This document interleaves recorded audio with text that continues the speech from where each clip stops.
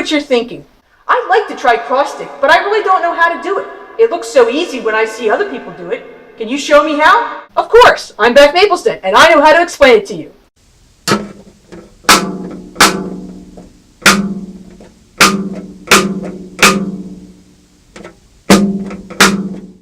Now, what is cross stick? Cross stick is placing literally your drumstick across the head and the hoop of the snare drum. One thing you want to keep in mind before we even begin is that you should do this with the snare on, with the snare wires up in the up position. I'm going to put it down temporarily, turn them off, just to show you what it sounds like. It's kind of empty and hollow, but if you're into that, hey, that's your thing. But for the whole demonstration, we're going to do it with the snare wires on. It gives it a little bit of crisper and punchier sound, believe it or not. So many times you'll hear that you should do cross stick with the stick turned around.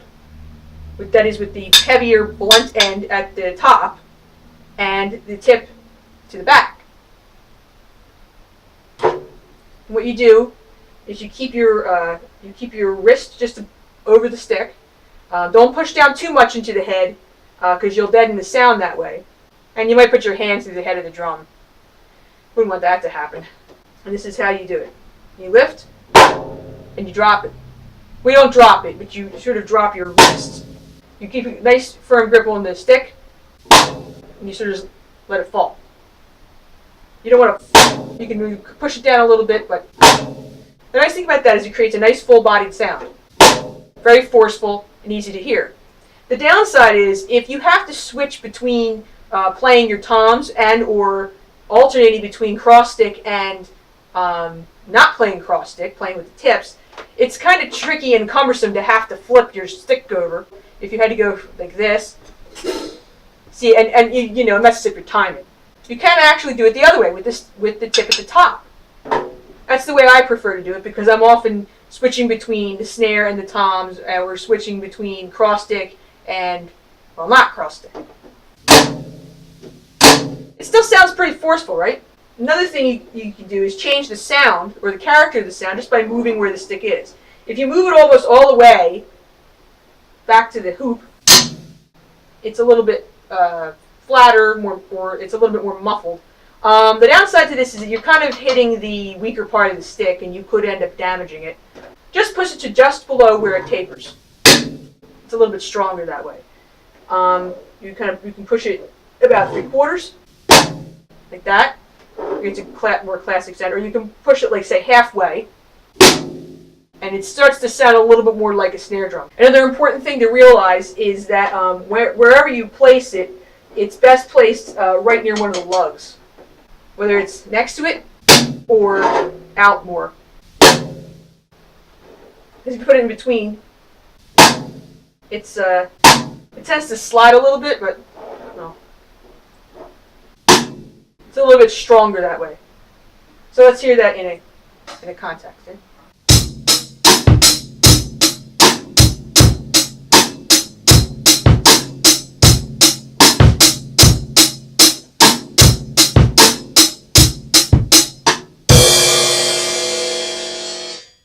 Or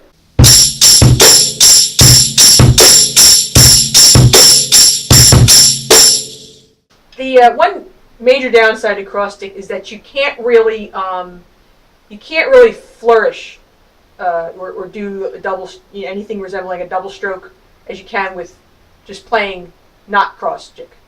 You just play not cross stick and you can do this. So now if I play this same rhythm that I played before.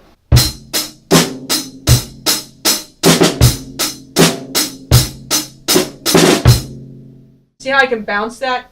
With cross stick, you can't really do that.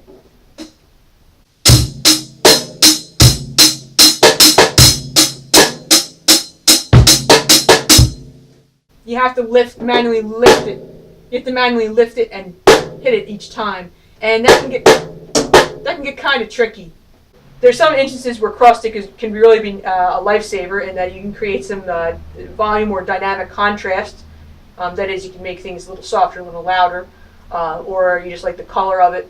Personally, I'm not a big fan of the sound of cross stick a lot, but sometimes it really, when you try it in a certain mix, sometimes you'd really be surprised at how well it works. You can't bash the snare drum all the time. I'd love to bash the snare drum all the time, wouldn't you? I mean, that's half the fun of playing the drums. You can't all get what you want, huh? So I hope this has been really helpful to you. Please let me know what you think, and also if this really helped you at all. If you have any additional questions or comments. Yeah, I know the internet is not short of people who know how to comment on things, but I do welcome them anyway. So, I'm Beth Maplesden. This is How to Explain. Bye.